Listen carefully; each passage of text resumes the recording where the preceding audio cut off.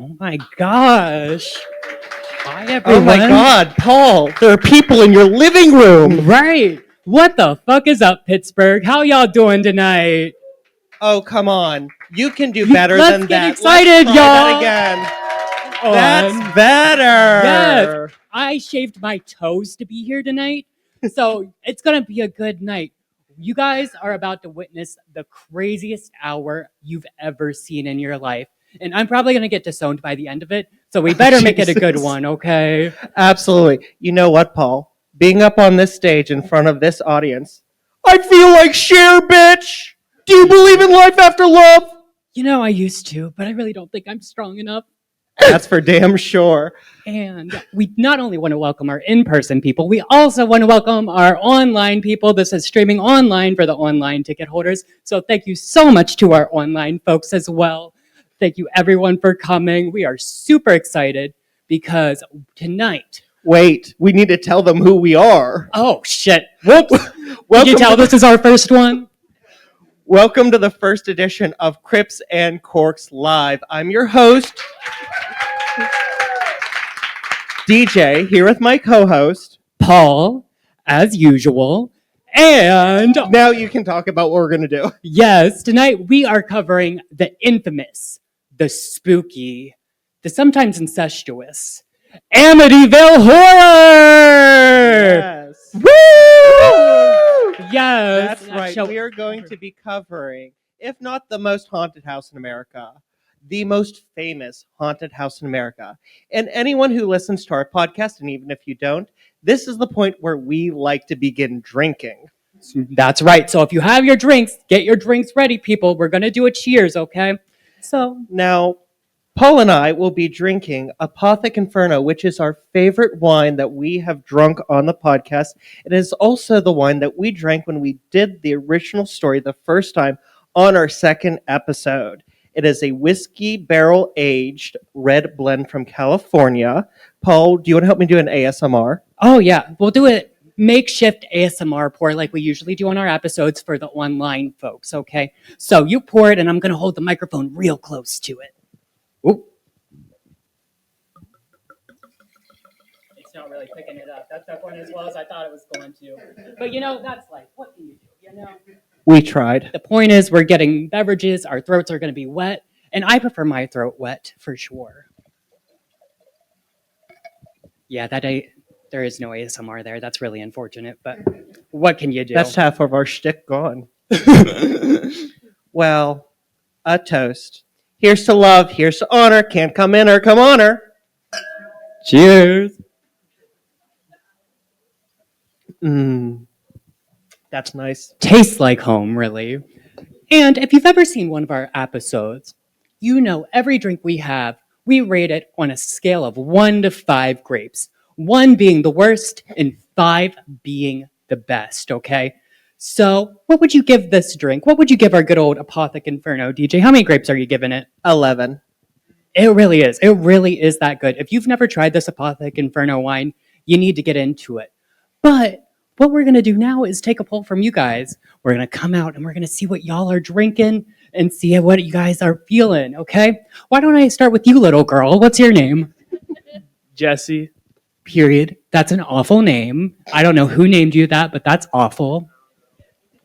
He's my brother. I can say that. And if you can see us, you know, I got the brains, the looks, and he got the rosacea. So, well, let me come on down. Let's go harass some I'm going to do more someone people. next. Oh, wait. I forgot to ask you. Wait, you go ahead, DJ. I'm coming What back. are you 'cause I forgot drinking, to ask miss? you. An Arnold Palmer spiked. Very nice. And how many grapes do you give it? Like 2. I already need another. Okay. This is actually my family. They all came out to support me, including my grandparents. They're super paranoid that I talk about them on the podcast, and I promised them I would not talk about them during the show. Oh my And God. now that we're here, I just want to look you both in the eyes and say, I lied. Just kidding. I'm not talking about our fucked up family. I'm talking about another person's fucked up family. Now, I have spotted an interesting sight. You look like you got money, okay? What's your name and social security number? My name is Colleen, and you're not getting my social security number. Gosh. Hear that? Charge Colleen twice, okay? She looks like she's going to the Olive Garden just because. And where I come from, that's money, okay? Well, actually, where I come from, we don't even have Olive Garden. We just have Roy Rogers and teenage pregnancy. But what are you drinking tonight? I'm drinking Chardonnay. Oh, I love a Chardonnay. How many grapes are you giving your Chardonnay? 1 to 5? 2.5. 2.5. Oh, that's not great. Is it boxed?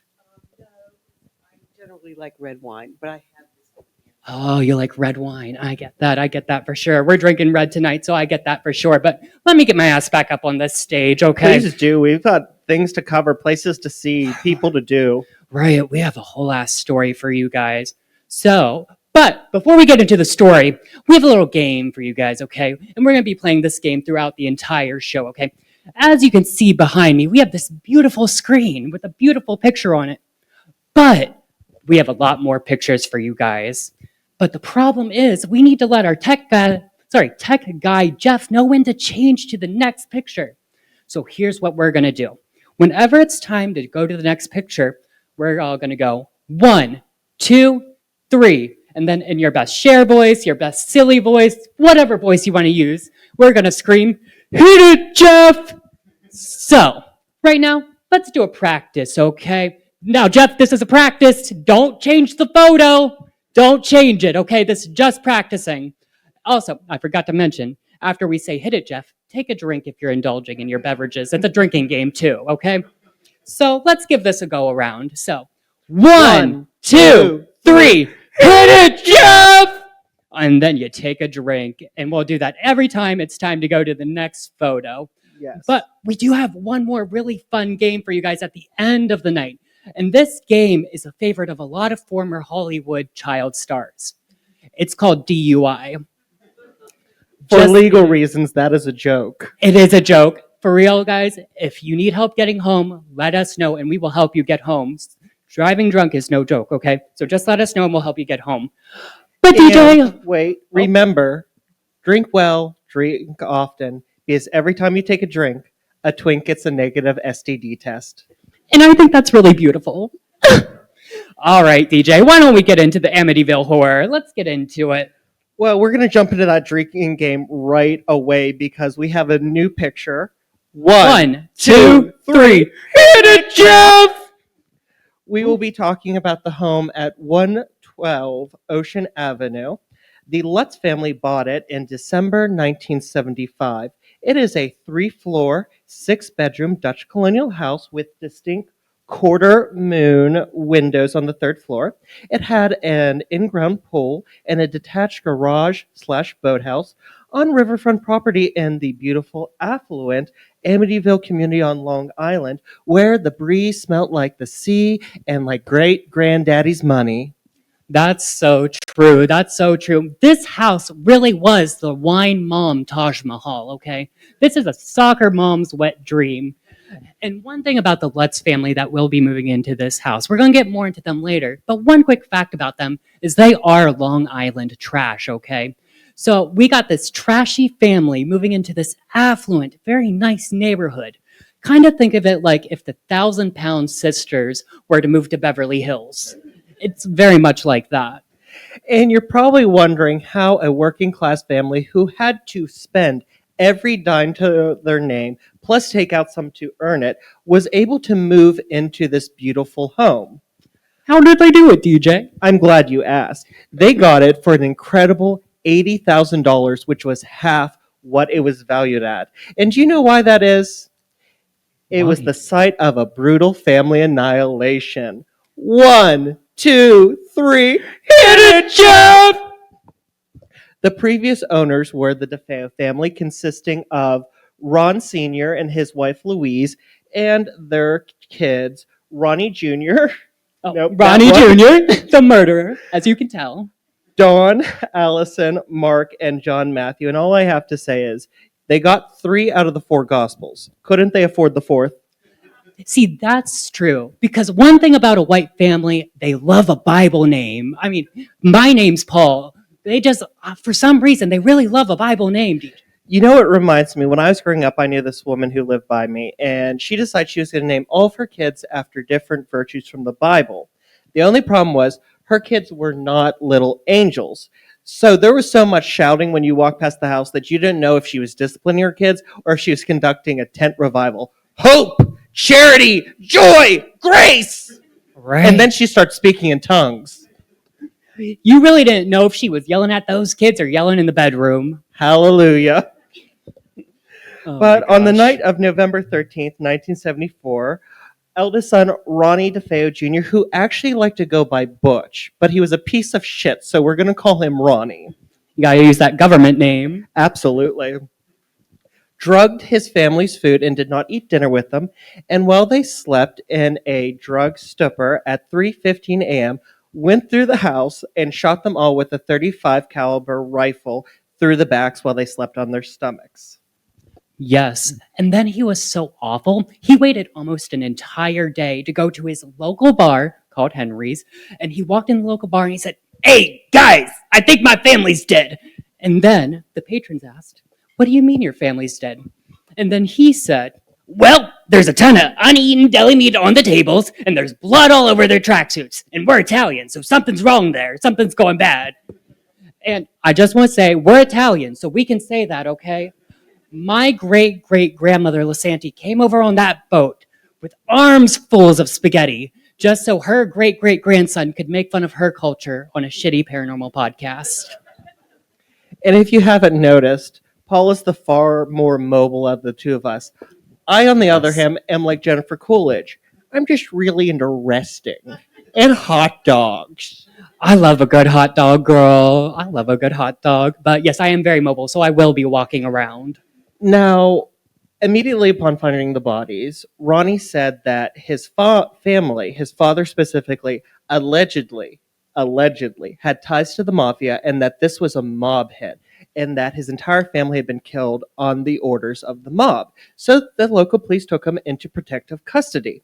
However, the police, being fairly competent, figured out, well, if the mob killed this entire family, why did they not kill Ronnie, who was just hanging out in the basement doing recreational drug use? And when I say recreational, I mean he was doing a little heroin, little speed, little acid, just everyday stuff. Right, casual Tuesday night drugs, you know. So they arrested him, and he sang like a fucking canary. Right, and one interesting fact, he actually had a visitor the night he went to the police station, okay? His grandfather, which if you've been listening, there's more well, allegedly, we do have to put allegedly. Take a drink every time we say allegedly. Don't do that. You all need to drive. Yes, so allegedly, the grandfather also had ties to the mob. So the grandfather would go visit Ronnie and say, "I need you to take the fall for this. I need you to take the blame. We cannot bring any more shame on this family." And you may be asking yourself, what do you mean more shame? Take the fall for what? Well, allegedly, Ronnie was having incestuous relations with his sister Dawn, and they devised a plan to kill the family and run off together. But since he was on so many drugs, he mistook Dawn for a demon with black hands that handed him the gun, and he ended up killing Dawn too. Really unfortunate, really unfortunate. A love story that didn't end too well. Don't you just hate when the brother doesn't end up with the sister? No, I actually hate that. That's gross. Yeah. But you know what they say? One family's annihilation is another family's treasure. Because without this happening, the Lutzes would not be able to move into the home. And to make that $80,000 price tag on the house even better, they got all of the DeFeo's furniture thrown in with the sale of the house. That's right, and I can just hear them now. "Mommy, Mommy, I want a murder mattress." Don't worry, sweetie. We all get a murder mattress. Yay, I'm gonna sleep on the stain. My mattress is tie-dye. If you can't tell, we are horrible people. Yeah, we're pretty awful, and it's not getting any better, so buckle in, kids. But as we said, the Lutz family did move in December 1975. 1, 2, 3, Hit it, Jeff! The family consisted of George and Kathy, who were newlyweds, and their 3 kids, Danny, Chris, and Missy. And before you think that they were living in sin, they were Kathy's kids from a previous marriage, and George adopted them when they got married.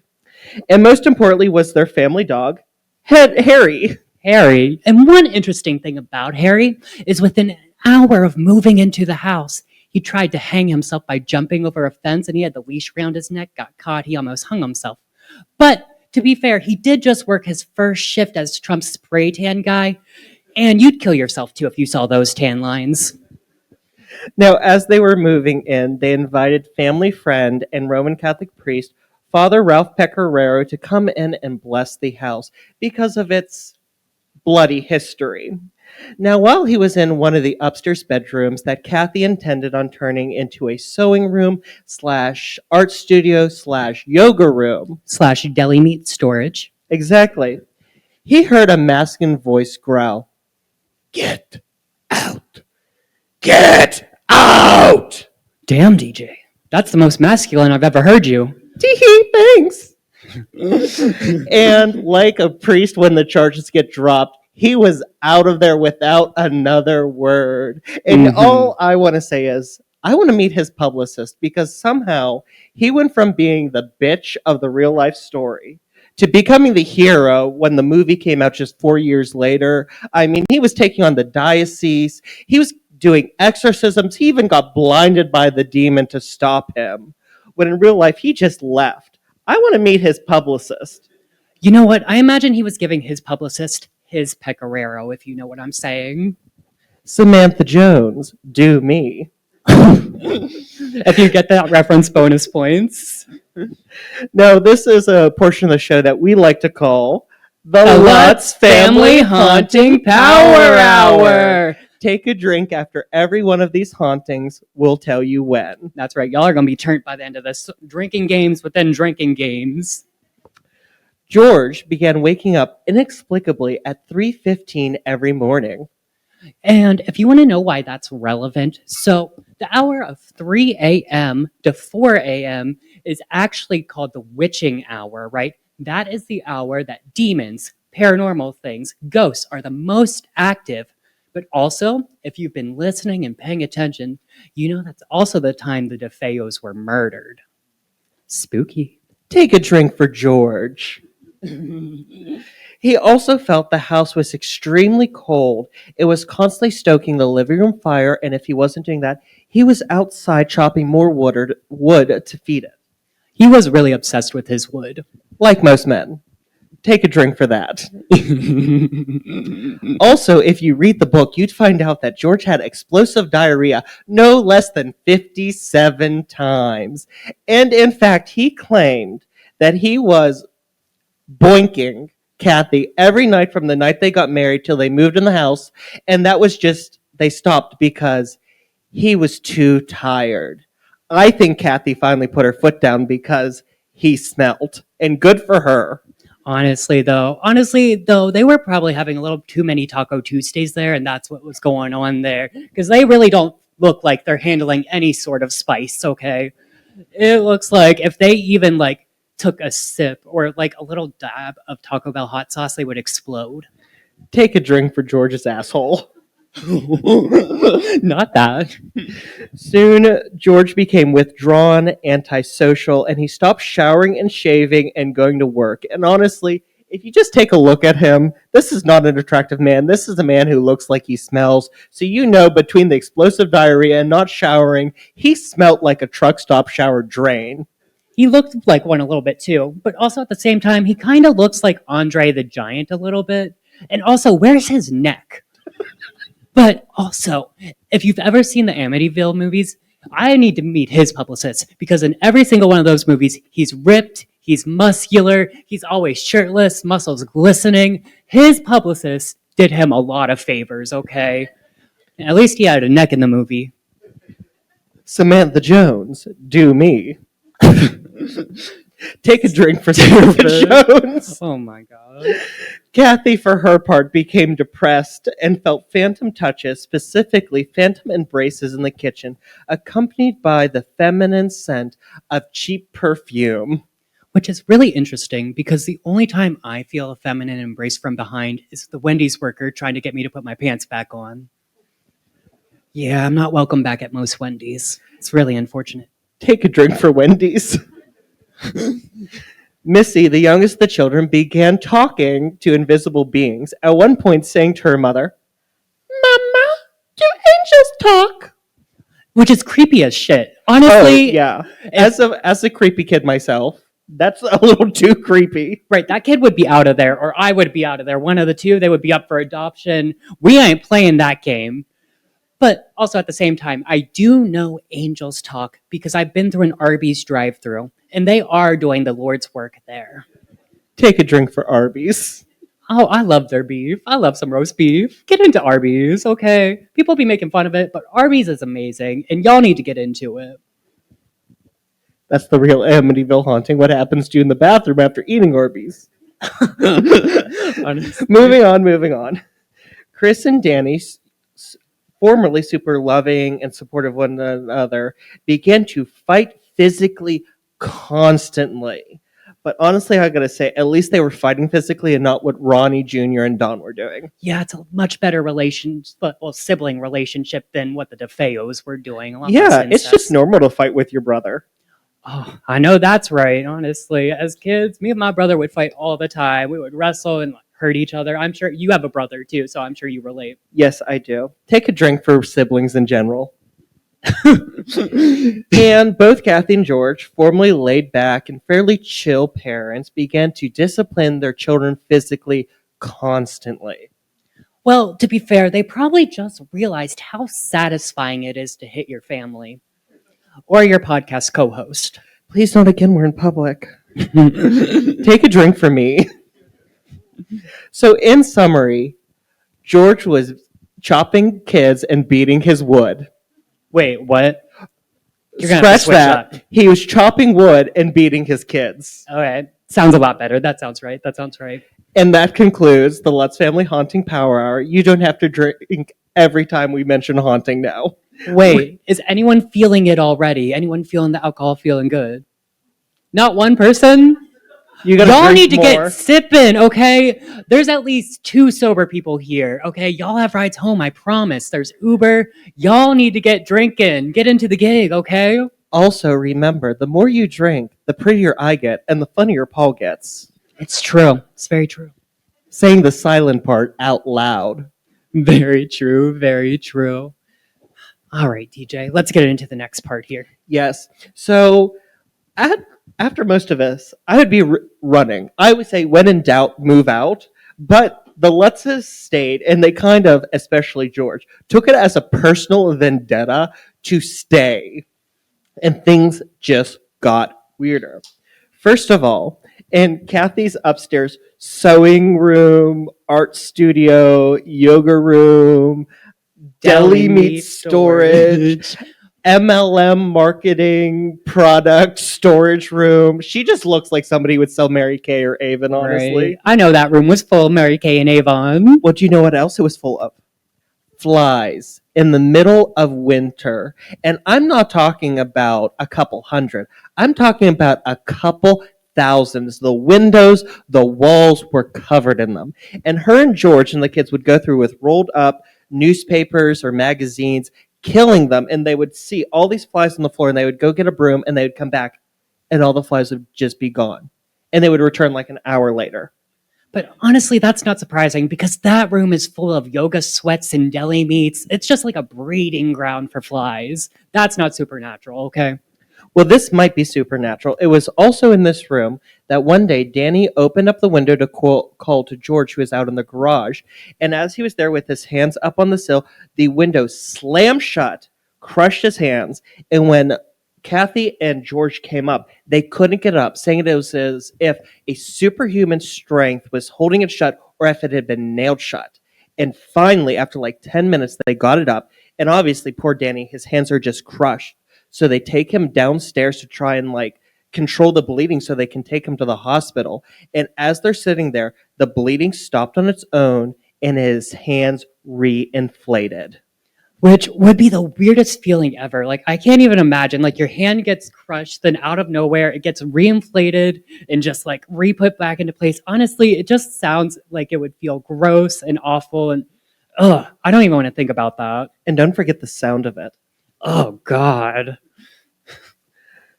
Next, The walls began to ooze green slime. No, that's not a joke. They actually claim that happened.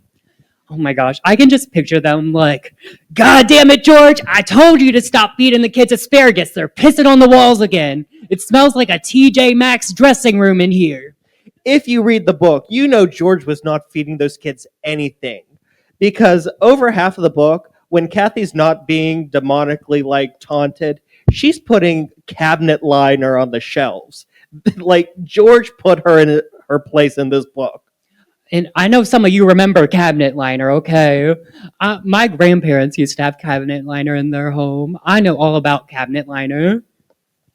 Was it floral? Bonus, Yes! bonus points. You get bonus Oh my points. gosh. Did any raise your hand if you have cabinet liner? Period. See, people with taste, people with class. I appreciate it. And the rest of you, come on, do better. We're bringing cabinet liner back in 2025. Now, being a good well, they were mostly Catholic. George was a non-practicing Methodist, but we'll forgive him for that. But upon their wedding, they got gifted a rather large 12-inch crucifix that they decided to hang in the living room. Now, in the midst of all of this, as they're getting really angry and weird shit is happening, one day they walked into the living room and the crucifix was turned upside down on the wall and emitted a sulfurous odor. Now, for those of you who don't know, the smell of sulfur is often accompanying demonic presences or possessions. And also, if you've ever seen a crucifix, it's 3 short arms and 1 long one. So there's only one right way to hang it. So I have to wonder, what did you do wrong that you got sent to hell and Satan sent you back up to earth to hold this crucifix upside down? Sir, my arm's getting kind of tired and that guy smells. Can I come back down? The lady keeps trying to sell me Avon. Anyone freaked out yet? Would anyone have moved out by this point? Yeah. Maybe if you wouldn't, maybe this next part would. As I said, Missy was talking to invisible beings. And unfortunately for all of us, they were talking back. And when I say beings, I mean being. There was just one. His name was Jody.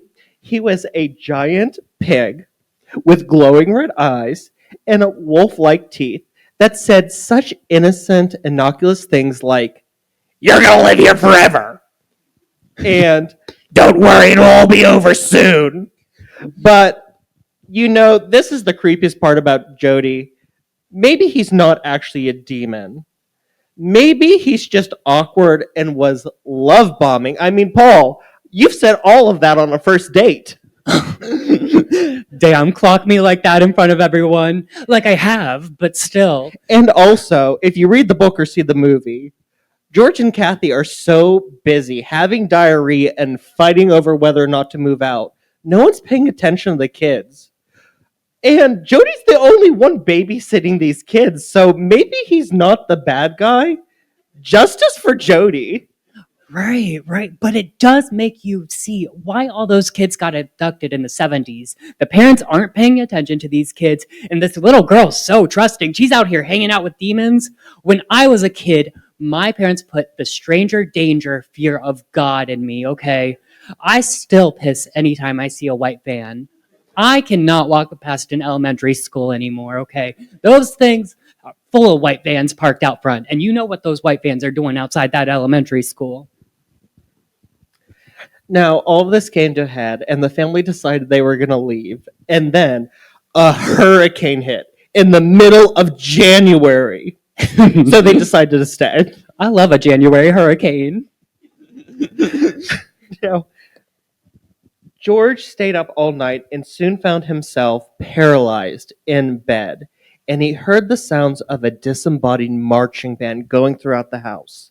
And then it sounded as if every piece of furniture was moving on its own. And then he was able to turn and see Kathy's face turn into a hideous old hag. And then she began to levitate out of the bed. Wait. Did she ever get down? Oh, yeah. Like all good wives, she went down eventually. Ooh, that's tea.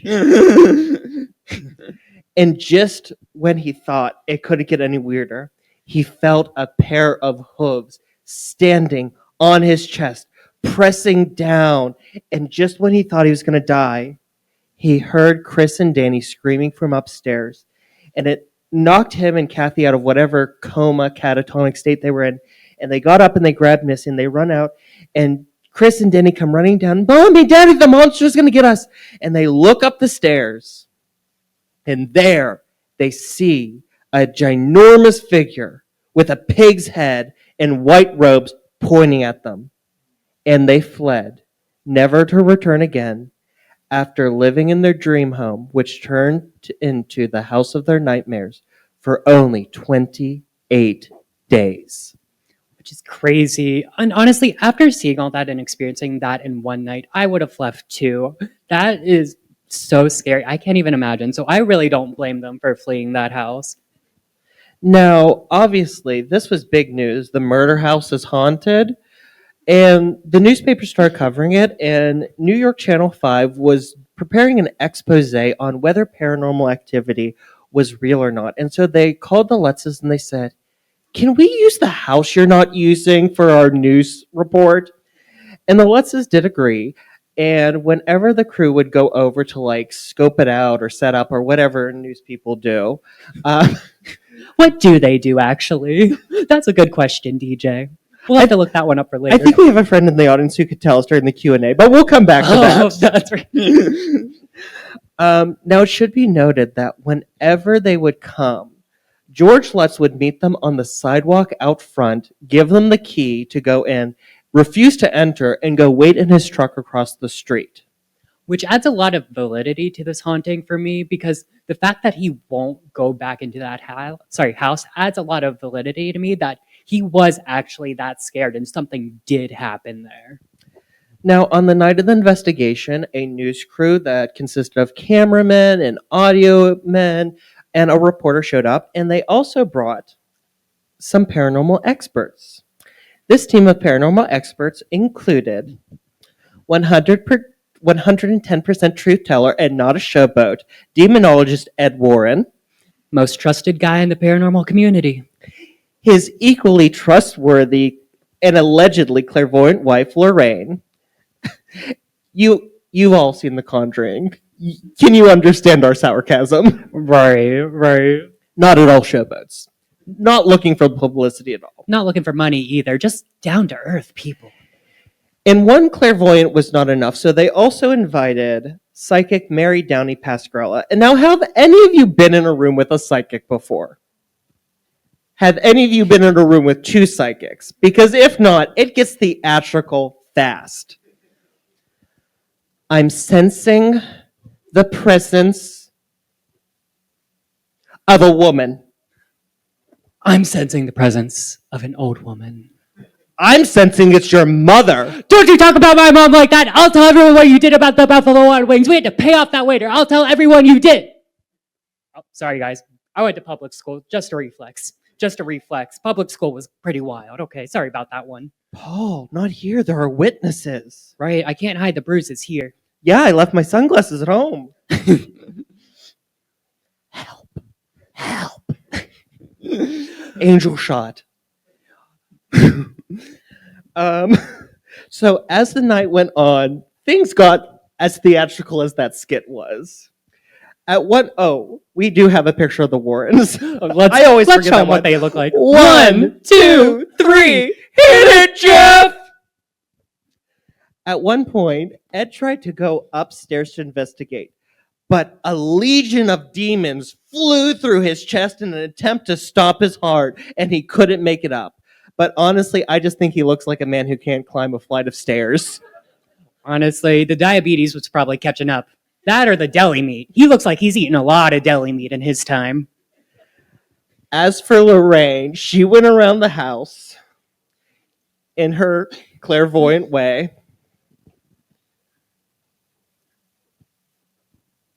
This is the closest to hell I've ever been.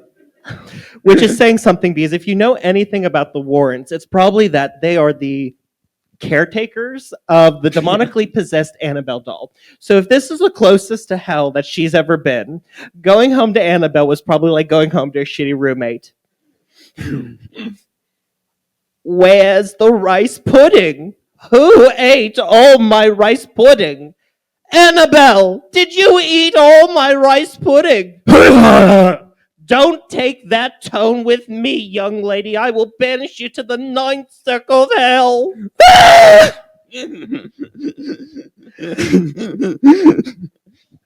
Sorry y'all had to witness that. And you know, poor Mary Downey Pascal was not a showboat, did not seek out publicity, so we don't know what she experienced, but apparently, according to the reporters, she was equally as insane. Not surprising. Not surprising at all. Now, now at the end of the night, Lorraine goes, "Oh, honey, this house is infested with an ancient evil straight from the bowels of hell." Which is funny because the news crew that was there said, "We saw nothing other than a bunch of whack jobs walking around feeling the furniture up." Right. And can we just give it up real quick for DJ's accent there? I love when he does that accent. I think it's so funny. Oh, Period. You better work with that accent. wow, I'm finally putting that theater degree to use. Yeah, I bet this is exactly what you imagined when you went to college.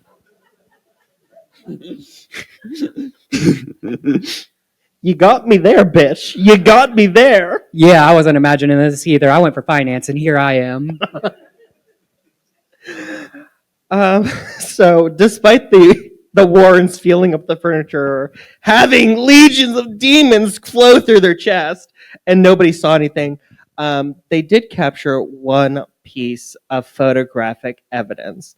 Now, before we bring it up, I just want to explain how they got this.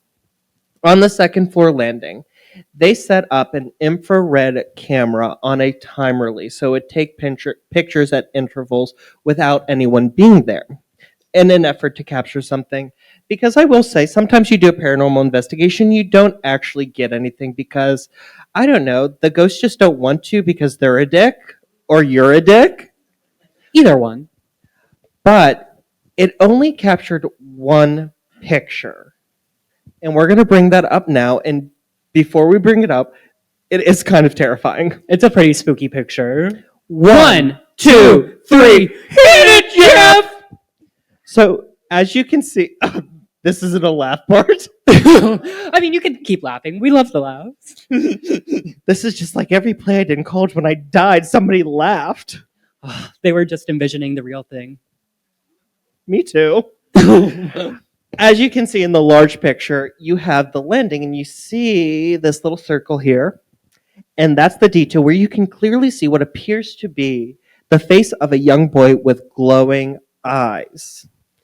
Now, everyone who was there that night, the audio crew, the film crew, the reporter, the Warrens, and trust me, if the Warrens were doing some spooky shit, or making spooky shit, someone would have said. Right. And we would not have the Conjuring movies. But everyone said there were no kids in that house. Nobody brought any kids with them. And there was no way to sneak kids into the house after they had begun. Yet you have what clearly appears to be a kid. And many people actually says it looks like the youngest DeFeo boy, John Matthew. Now, I do want to say a couple things about this picture, because if this picture is legit and real, this is probably one of the best pieces of paranormal evidence to ever exist. So if this picture is real, that's crazy to me. But also, there are rumors and speculation that there was an investigator there named Paul Bart, and he had his nephew with him, and that either this is his nephew or Paul Bart. And then people did say Paul did look pretty young. So take that as you will, believe what you want, do your own research. But we just want to be fair and balanced, We want to give you both sides of the story. I didn't hear a word you said because all I heard was Paul Bart and thought Amityville Cop. Yeah, Amityville, Paul Bart Mall Cop. Amityville Amityville version, edition. I don't know.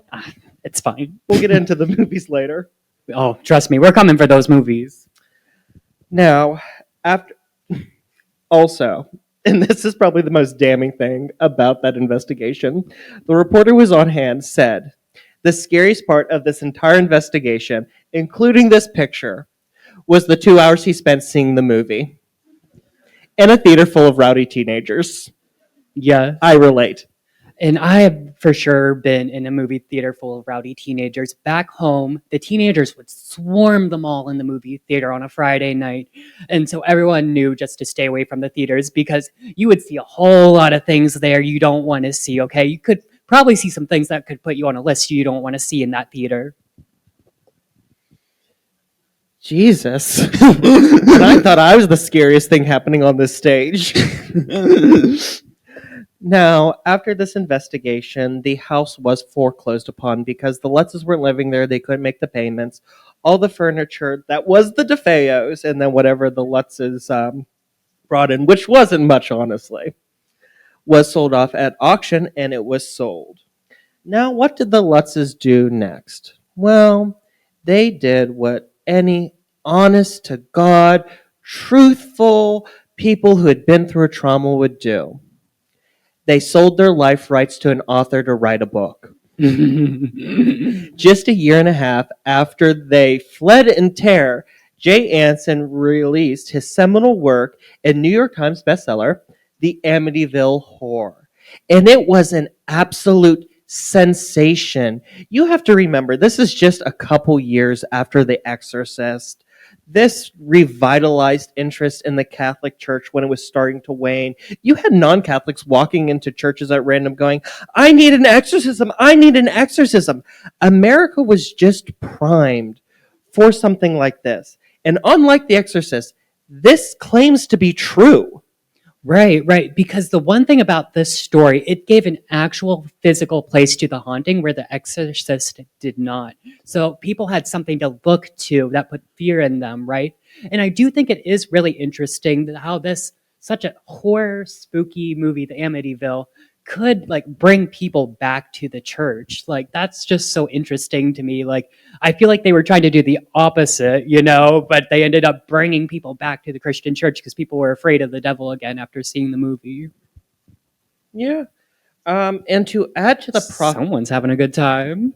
I don't know if you heard it, but we're gonna hear people screaming out there. That's crazy. I just thought those police sirens. They gotta pick a new frequency. Now, to add to all the money, which the Lutzes aren't getting anything. They spend $80,000 on this house. They lost it. And so they... Big surprise there. If you want to know how much money they got, Jay Anson made millions. They got $10,000. They got an eighth of the cost of the house. Now you see why they did the lecture circuit. Right. And daytime television. Yeah, you hit rock bottom when you're doing daytime. That's just mean against Drew Barrymore. Okay, low-key, I do love Drew Barrymore, though. We love Drew Barrymore and her weird touching so much. Oh my gosh. I just got flashbacks. Now, speaking of movie stars, it was just 2 years after the book came out that MGM Studios released a major motion picture. 1, 2, 3, hit it, Jeff! Now, this just added to the whole zeitgeist of the Amityville Horror, which George Lutz was sure to trademark. Gotta get that coin, girl. He's getting his bag. He didn't get it from the book. Might as well get it from everything else. Right, exactly. That's just business. Now, the film was very big budget. I mean, big name stars like Rod Steiger, Margot Kidder, and Barbra Streisand's husband. Yeah, they look kind of rough. Well, he was playing George. No, I was talking about Barbara. Oh, well, actually, in this light, you kind of look like her. Memories light the corners of my mind. You didn't know this was a musical, did you? I think it's time to wrap it up here. I think we're done. I don't think we need any more of that. But this film was huge. I mean, it was like The Exorcist. People were freaking out, running out of the theater, vomiting, fainting. It was just huge, which I don't know why. I found it a little anticlimactic, to be perfectly honest. Yeah, looking back at the movies, we rewatched them, of course, before we did this, and they're really not that scary watching back. I mean, it was the 70s, so it makes sense. Like, Yes. horror's come so long, But also, the big thing was George and Kathy were going on talk shows with the stars of the movie talking about what really happened. So even if you want to believe that this is all made up, they kept their real life experiences front and center through this entire thing. Well, at least the first one, because the Lutzes just keep getting screwed. And because technically Amityville is public domain, because it is a real life place. It is a real life structure. Well, not this. This is actually in Toms River, New Jersey. But the real house right. is a real structure. And so, as long as you're not talking about the Lutzes, you can just call a movie Amityville, and you get all the Amityville terror, horror to go along with it. And trust me, just go on Amazon Video. There are so many shitty sequels. I mean, you've got the Amityville Possession, the Amityville Exorcist, Amityville in Space, Amityville Karen, and an Amityville Christmas. 1, 2, 3, and 4. Or my favorite, Amityville Spring Breakers. Let's Lesbian Family Vacation. Really brought them back together. It was beautiful. Now, as I mentioned, the Lutzes couldn't get anything because they didn't technically use the phrase the Amityville horror, which is the only part that George Lutz trademarked. However, in 2005, MGM decided that they were going to remake the original movie starring Ryan Reynolds and I think Chloe Grace Girl, Moretz. I don't know. Names. I don't do actors' names. I don't know. That girl. Honestly. She was in things. Don't ask me what things, but she was in them. But Ryan Reynolds, he played George. Now, George sued MGM over this because he wrote to them and said, hey, you're remaking this movie. I lived it. How about I come on as a consultant? And they ignored him. Damn, that's rough. Could you imagine? You can't even come on this movie and give them like advice about a movie about your entire fucking life. I'd be pissed. Well, insult was added to injury when, during the press lead up to the film, Ryan Reynolds was asked during an interview, how would you describe the character you played, George? And Ryan Reynolds said, well, he's not going to win Father of the Year anytime soon. And this really hit home for George because all the kids are grown up and he had a falling out with Chris and Danny and they weren't on speaking terms at the time. And then the film comes out and he sees it. And in this version, fairly early on, the character George kills Harry the dog. And George went ballistic because Harry was fine. They took Harry with them. Harry lived a long and loved life. And George was a huge animal lover. So he sued MGM for defamation of character. And the stress of this entire lawsuit got to him so much that before a verdict could be laid down, he died of a massive heart attack. Rest in peace. It was all the deli meat. They're eating a lot of deli meat up there. You know, I'm just looking at this and how like this is all probably a money grab. And maybe the real Amityville horror is greed. Honestly, though, I mean, you got people like losing money, trying to like take advantage of them for money, all sorts of crazy things. Now, that is the story of the Amityville horror. Let's get into what happened. Let's do it. But before we do that, can we just take a quick moment and give DJ another round of applause for being the encyclopedia of the podcast? He's just rattling this shit off. It's crazy. Stop. No, please stop. Also, so humble, so down to earth. I know. Thank God none of you can see my notes because you could tell exactly when I stopped giving a shit about writing things down. It's all up here. We hope. So the first theory is that Lizzie Borden actually did kill her parents. DJ, wrong fucking show. Oh, Get sorry. back on track. Be sure to listen to our series on Lizzie Borden on the podcast. All The three first parts. theory is the Lutz family was telling the truth, the whole truth, and nothing but the truth. The walls oozed green slime. They found a red animal sacrifice room in the basement. Danny had his hands crushed to a pulp. There was a demonic pig demon that was love bombing his 5-year-old daughter. Believable. Right. I mean, this is such a believable story. I believe it 100%. And I believe all hauntings are like this for sure. Like, everything is just so crazy. And they wouldn't write that book and embellish things at all. They don't embellish movies. They don't do anything like that. They would never. Somebody call Michelle Liu because this is a little everything, everywhere, all at once. It's just too much. Very that. Very that. I mean, I can get behind the walls oozing green slime, but I draw the line at a pig demon. That's where you draw the line, the pig demon. You're right.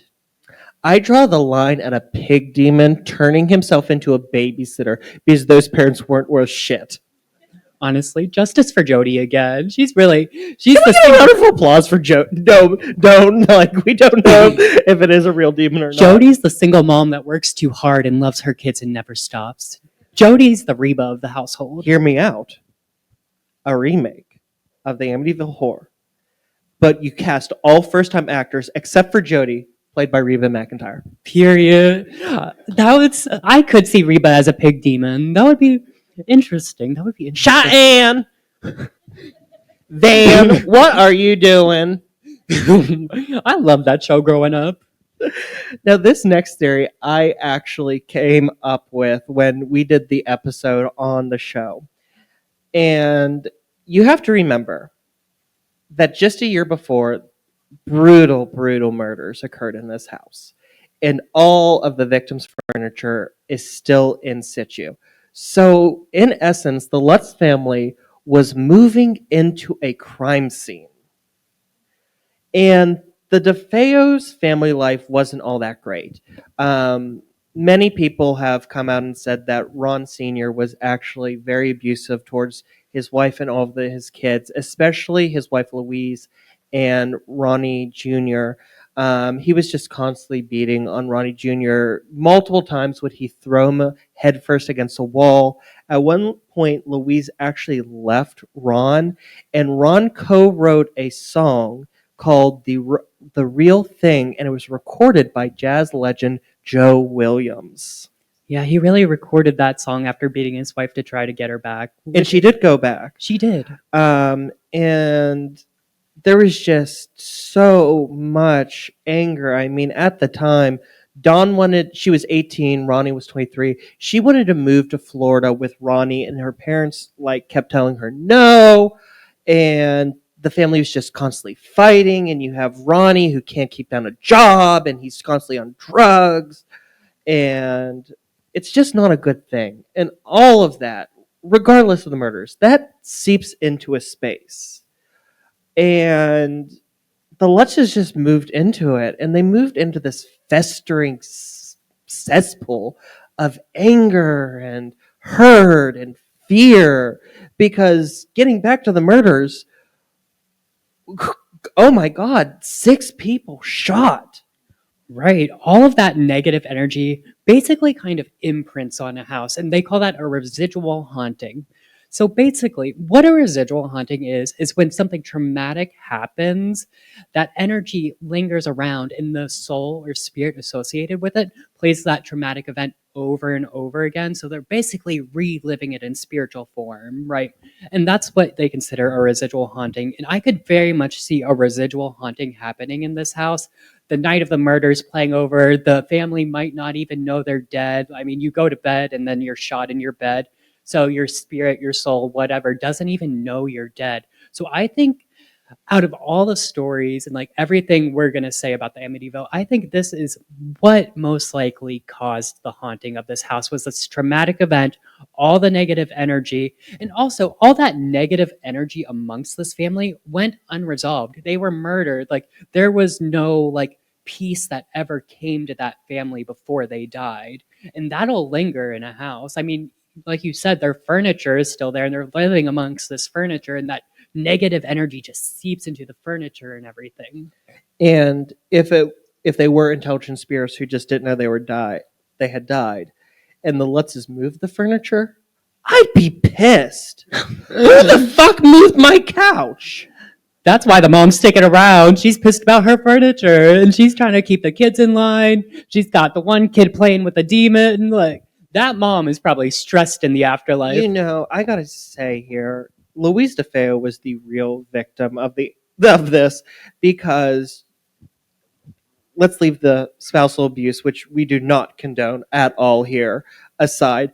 But during the confession, they're like, "Why'd you kill your dad?" "He beat me." "Why'd you kill your brothers?" "They were pigs." "Why'd you kill your mom?" "Her cooking was shit." That's a real quote. And then the Lutzes come in and it's like, yeah, there was a feminine presence that hugged me, and I could tell because it was this cheap, sweet, sour smell of cheap perfume. I know Louise DeFeo liked cheap perfume. Now, one thing I do want to note, I did listen to a podcast that said that originally Ronnie didn't plan on killing the entire family. Originally, he was just going to like kill the father, and then things just got out of control, and that actually him and his mom did have a somewhat good relationship. That's just one theory. There are so many different like books, podcasts, things on this, so it's hard to like sift through it all. But I think that's really interesting. I could really see that happening. Because like you said, his father was abusive towards him, so I could see him like just planning to kill his father, and then things just got out of control, or maybe the mom saw him kill the father and he had to like get rid of the witness. Well, they do say that Louise was the only person to wake up in the course of the murders, because she wasn't shot in the back, she was shot in the face because she lifted her head. Which is interesting you mentioned that, because it is a loud gun he was using. Like, how did no one else in the house wake up? Well, they were drugged. Oh, duh. You're right. But you're right. how did no one next door, neither neighbors, and these are fairly close houses, heard the Right. gunshots? And it is an upscale neighborhood. So if there's like gunshots in an upscale neighborhood, someone's going to say something. They're not like in the backwoods or anything. Like, this is Rhode Island. Like, they're not hunting there. Long Island. Oh, Long Island. My bad. I get my islands mixed up sometimes. You can tell I went to public school. Now, if you read the book, if you watch the movies, you'll realize fairly quickly George seems to be the epicenter of the haunting. Maybe he was just a narcissistic piece of shit. Maybe the house wasn't haunted. Maybe, just maybe, George was haunted. Tell me more, DJ. I'm glad you asked, because this is a brand new theory that I found through further research. Because you can always improve yourself. Period. And I've always said that. Well, through further research, I found out that George was well known to be a really, really weird guy. And when I say really, really weird, I mean he was into some freaky shit. And I don't mean in the bedroom. I mean in like a witchy kind of way. Mm-hmm. Eldest son Danny recalls the first time that he met George. They went over to George's house, and in his living room, he had bookshelves full of books on the occult practices, occult rituals, occult beliefs. And George said to him, "Kid, you play your cards right. I'll teach you everything I know." And this is corroborated by other people like George. George's retirement plan was to buy property in the Southwest and open a school for psychics. He wanted to be the real life Professor X. T.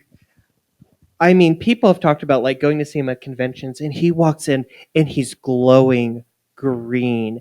Danny talks about one time coming up from school, going out to the garage, and George is showing We're going to take a pause. There's a train going by. Let's drink to the train. Let's have a cheers to I'm the not train. competing with anyone tonight. I love a good train. We know you do, Paul. I read about that on the bathroom wall. Oh my. And you don't want to know what I read about you on the bathroom wall. And I'll spare you from that because your grandmother's in the audience. Stop, Paul. We're not supposed to talk about them.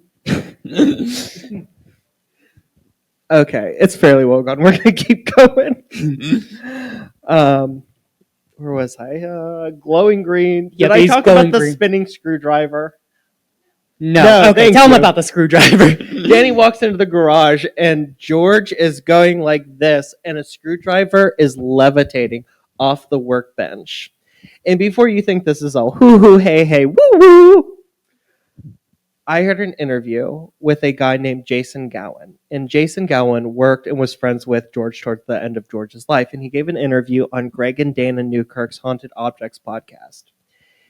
And Jason recalls George being freaky. And one night, it's the last night, they were filming a project and they were staying in this hotel and then they were dispersing. End of production. And Jason's in his hotel room and he gets this sudden, overwhelming urge to go and talk to George. And so he gets up and he leaves the hotel room and he knocks on George's door. And George opens the door with a smile and goes, "You got my message." And Jason goes, "What do you mean?" And George says, "I called you with my mind." And he shows him into the hotel room and they're talking. And it's like, I actually need Doug, the sound guy. And and sure enough, Doug came and knocked on the door in that moment. So, I'll stop you right there, okay? please do. I'm not sure if I'm believing all this. Because, like, if you know anything about magic and the occult, it's not showboaty like that. People aren't lifting screwdrivers and summoning people with their mind. Real magic is boring and takes a long time. I do not believe that this man was doing all that stuff. And honestly, I don't believe the green aura. I'm kind of the non-believer of the podcast right now, which is really weird because I grew up believing in all this stuff. But this I don't believe. And one thing I think we could attribute to this is people associate him with the Amityville horror. So they already have this preconceived notion that he's a spooky guy. Spooky things happen to him. So it could be like power of suggestion, maybe, It could be. or just like maybe he's telling his friends to tell people he's doing this shit so they sell more books or movies. And Well, be he's like, been "This dead shit's 20 real." years. Like, if he's telling his friends still, like, that just lends to it. And I got to say one thing about showboatiness. Okay. I'm Lorraine Warren, Oh my god. and there is evil out there. I've seen it. Her name is Annabelle. She's caused car crashes.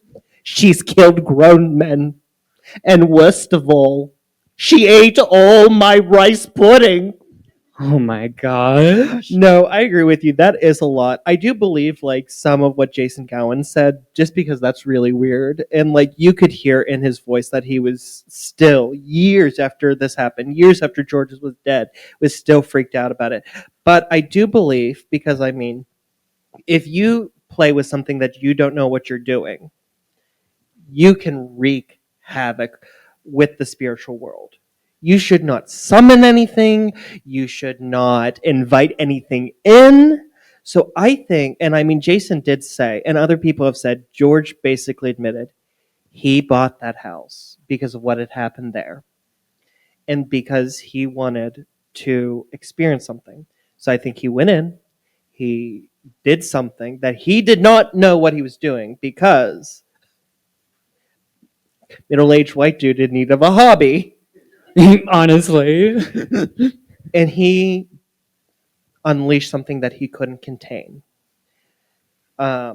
You know, that would explain why, like, people who owned the house after that didn't have any hauntings because George was the one who was haunted from, like, messing with the occult, messing up something. And it really is easy to mess up magic. I mean, you use the wrong color candle, and all of a sudden, a love spell becomes a curse. They get in a car accident. They end up looking like Danny DeVito, and then you got to move to Pittsburgh and start a paranormal podcast. Not that I know anything about that, but Oh, honey, Ed and I have always said you shouldn't play with the cult. Oh my gosh. Okay, do we have a final theory for We the do have people? one final theory. This is the most famous one. This is the one with the most evidence. And it is that it is all a big, fat web of lies. DJ, no! They would never lie to us. Paul, Especially- yes, they absolutely would. Especially not for money, or fame, or to get out of a house they couldn't afford. Well, it's funny you should say that. So, as I mentioned before, the Lutzes did spend every ounce of their combined savings, as well as borrowing a significant amount of money to purchase the house. They were in the range for $50,000, so they went $30,000 over budget. And I've never bought a house, but I do watch House Hunters, so I know that they failed. Right, right. And $30,000 in the 70s was a lot of money, so it might not sound like a lot now. But back in that time, that was a lot of money over. And then you have property taxes. And George owned a boat. And he also owned a company that was being audited by the IRS. And all those kids, and a dog. There's a lot of money going out and not much coming in. And Kathy's brother got married during all of this. And George was supposed to pay the caterers. And the demon took the money. That was the saddest part of that movie. That broke my heart. It's definitely that he did not have the money because he wrote a check that bounced. The demon took the money. Allegedly. I'm sorry. I'm just laughing at. I'm sorry. I'm sorry, my guy. I can't pay you for all this food that we've already eaten. The demon took all my cash. I'm going to use that at the bar the next time. Can I pay you in deli meat? Oh, now you're probably wondering, is there evidence towards this being a hoax? Well, I don't know. Not really. Just a little bit. Namely, every owner of the house subsequently saying, this shit ain't haunted. The people who bought the house from auction, in the book, all the windows get blown in. The front door gets blown out because Jody the demon breaks out of the house one night, which, if the house is demonically infested, why is the demon breaking out? Right, Neither here nor there. But the new owners go, all these windows and doors are original. And they claim that they were replacements. Right. And also, William Weber. William Weber. William Weber was Ronnie DeFeo Jr.'s defense attorney. Yes. And at the time, he was trying to get an insanity plea by saying, it's not Ronnie's fault. A demon lady in a cloaked hood with black hands came, handed him the gun, and told him to do it. This is not a sane man. And after this happened, he sued the Lutzes, and he said, it's all a hoax. We came up with it together in a motel room over many bottles of wine. Yeah, that lawyer really switched up real quick. It was haunted when it was helping his client in the insanity plea, but then when it wasn't helping him, he turned on the Lutzes real quick. Well, you know why? Why? So, according to the Lutzes, and I kind of believe this because I've seen interviews with William Weber, and he does sound like this. He sounds like he would represent a mobster. And George says he did approach them. William Weber approached them and asked them about the house, and they started telling him, and he said, I won't just stop you right there. I'll be right back.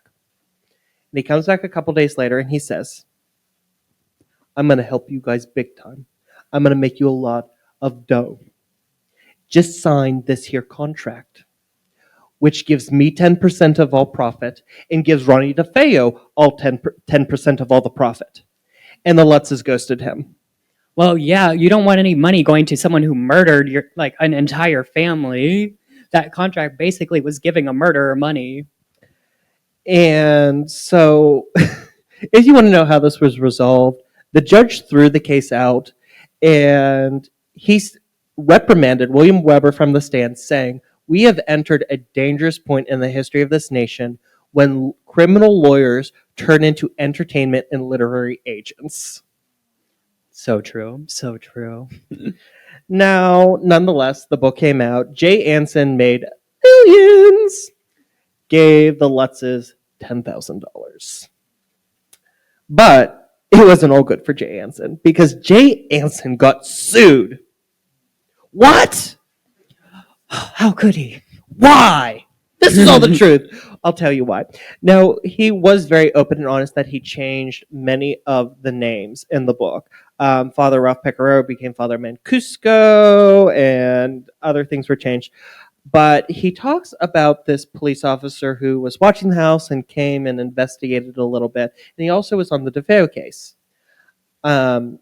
Just wanted to be noted, the Lutzes did not call the police at all. Period. Okay. And, well, he gets sued by the police officer named in the book because the police officer was not involved and did not want to be brought into this whole hoax. So Jay Anson goes and he says, like, I picked a lot of names, and, I just happened to pick the real life name of a real life cop. But you know what? It doesn't matter because it's just a made up story. You can't sue me over fiction. Right, he switched up just like the lawyer. When it was benefiting him, it's haunted as F, and then when it's not benefiting him, it's all a hoax. We got so much crisscrossing and two-stepping in this. It's crazy. It's okay, because if there is an Amityville horror, it got him in the end, because shortly after the movie came out, he died. Isn't that unfortunate? Maybe he was going to sign some of the millions over to the Lutzes. Oh, I'm sure he was. But if you look through the book, and if you compare, and there's so much, he mentions a hurricane storm in January. There was no such storm. He mentions that there was 2 inches of snow on New Year's Day of 1976. It was not snowy at all. It was a fairly warm, temperate day. The Native American tribe. Yes, in the epilogue, he blames the haunting on the Shinnecock Native American tribe that used to live on Long Island, saying that the property was situated on the plot of land where the Shinnecocks would leave their dying and insane people to die. Yes. However, there's all that screaming. Somebody really liked that theory. Right. But you know what? The Amityville Historical Association came out and said, the Shinnecocks never did that. Mm-hmm. Specifically on this land, but they also just never did that. Yeah. Which it's bad when the colonizers sort of defend the people they stole the land off of. Right. Like, leave the Native Americans alone. They've been through enough. I don't know why we have to attribute every haunting to a Native American burial ground. Like, just leave them alone. Right. And on the flip side, it's also part of the other side of the spectrum, which is we're making them out to be these wonderful spiritual beings, and they're so enlightened and higher than us. And like, personally, I'm a Catholic, and I would be very offended if somebody was like, "Oh, you're a Catholic, you must be so spiritual and just communicating with God all the time." No, I'm a person. I pray. I go to church. But I'm still just a person. Right. It's honestly kind of condescending to talk to someone like that. It is. It's very condescending. And that's our theories, yeah? That's our theories. Paul, I have 2 questions for you. All right, let's get into it. First question. Would you have stayed or would you have fled? I probably would have stayed because I like spooky stuff. And if you know me, you know my goal in life is to one day own a haunted Victorian home and have a black cat in a koi pond. So I definitely would have stayed. I love spooky stuff. Now, what's your next question? What are your final thoughts? Okay, so my final thoughts on the Amityville horror. I do think there was a haunting there. I think something happened, but not for like the reasons people think. Like we discussed before, just the DeFeo murders alone could cause a haunting and cause spooky things to happen. And then we have George coming in. He hears about the murders. He's messing with stuff he doesn't fully understand. And it probably made it worse. Like the DeFeo hunting's worse, you know? So I feel like something was happening there. Then the Lutzes came in, made it worse. They left. It stopped. So honestly, the Lutzes were probably just haunted and something was sticking around from the DeFeos. And honestly, I wouldn't be too surprised if the DeFeo spirits kind of like latched onto the Lutz family and left when they left. Now, do I believe everything that's going on in the book and the movies and everything that was exaggerated there?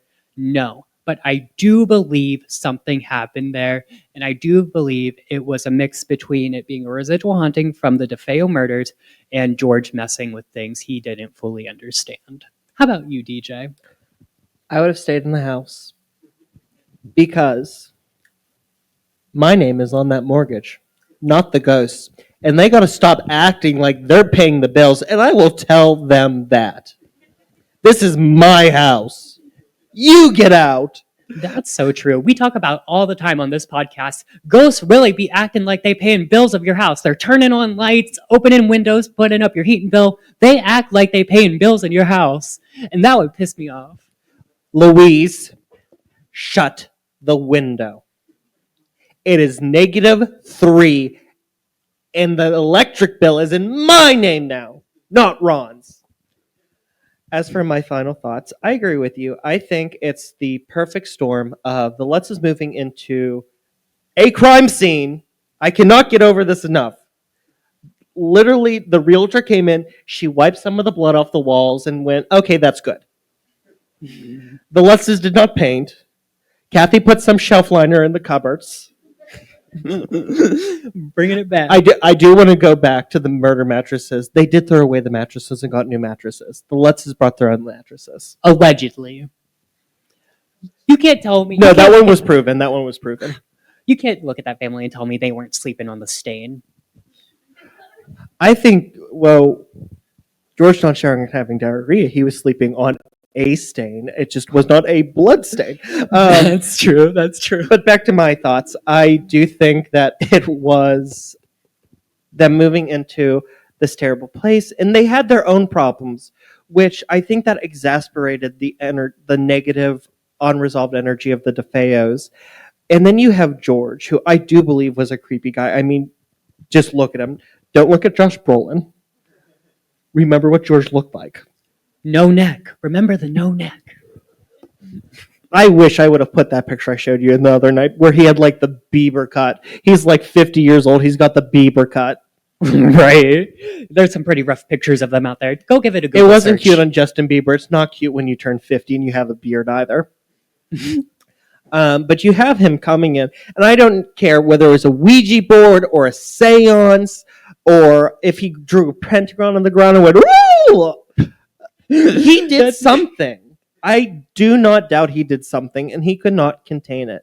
And I think any weird shit that accompanied him for the rest of his life was the fall of the house.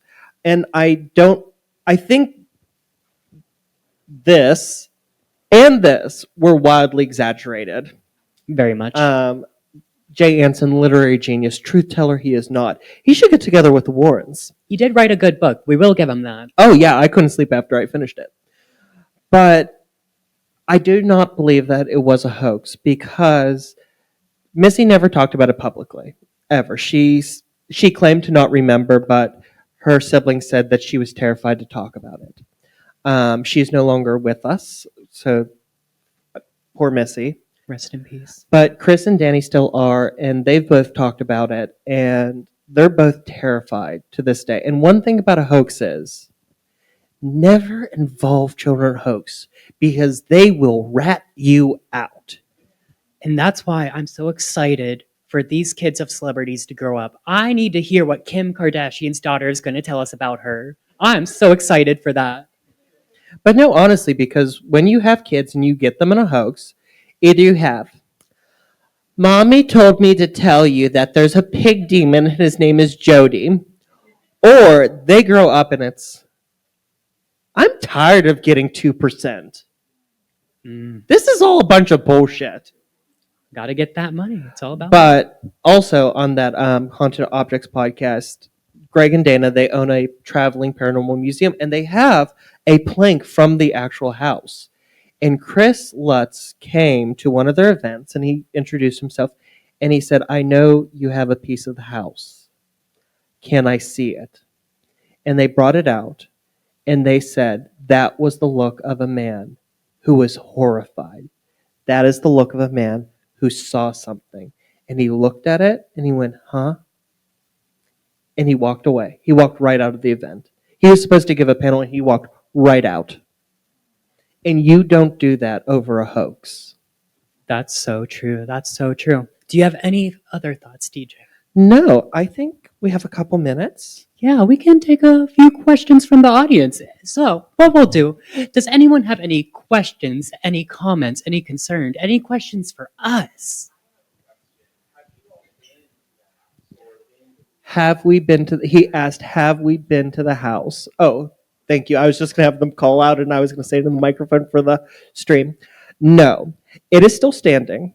But actually, and I'm going to encourage you all, we are not doxing the people who live there because subsequent owners have actually changed the numbering because so many not fame seekers, groupies have come to take pictures with the house. And people were knocking on the door saying, can I come see your haunted house? So Amityville actually renumbered that house specifically. And it's actually blurred out on Google Images. So we have never been in the house. If we're ever up that way, we might drive by, but we're not going to stop and take pictures. And also, the famous eye windows have been removed to disguise it even more.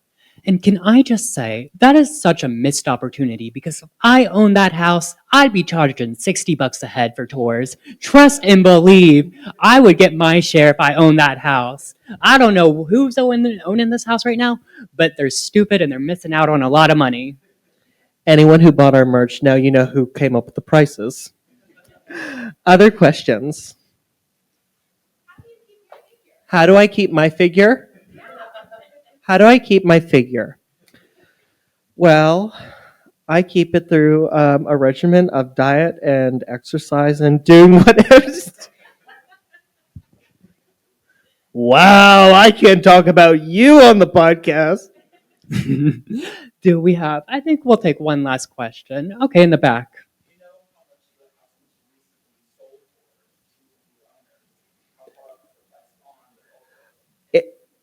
It's so with inflation, it has continued to go up. But in today's dollars, it's about $150,000, which is quite a bit of money. But when you consider that the houses on either side of it go for millions, Yeah, the past is coming back to haunt it, basically. No one wants to live in the murder haunted house that the people are coming to visit and trying to break in. And that's the real Amityville horror.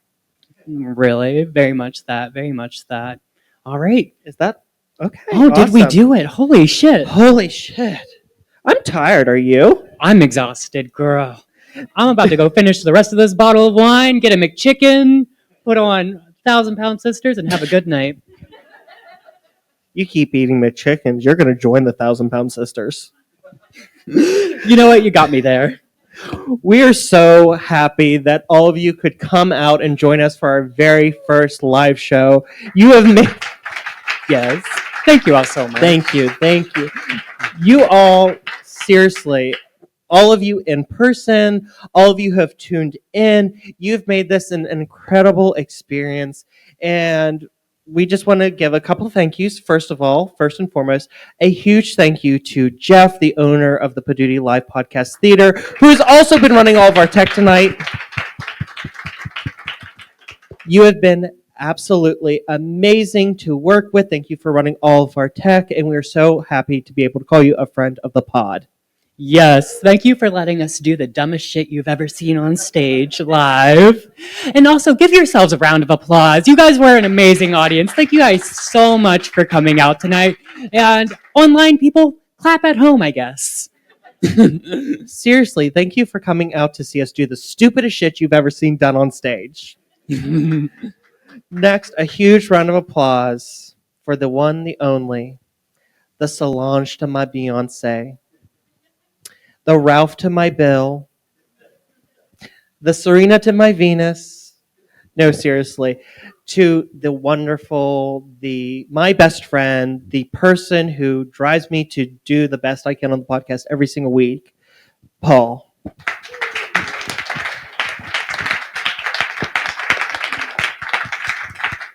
Thank you all so much. And last but not least, give it up for my best friend and yours, the showboat himself, the Princess Diana of Pittsburgh. the host with the most, DJ Powers! Yes, we love a good encyclopedia. You keep working, girl. Don't forget the rice pudding. Seriously, thank you all so much for coming out. You've been an amazing audience. We hope you've enjoyed the show. We've got about half an hour left in the theater. We're going to bring the lights up, turn the spooky music back on. And if you want to get pictures with us and the set, please do so. And then after this, we will be going to the bar next door for a drink. So if you have thoughts on the Amityville haunting, save them, get your picture with us, head on over to the bar, and we will meet you there. All right. And remember to keep your crips tight. And your corks loose. Bye!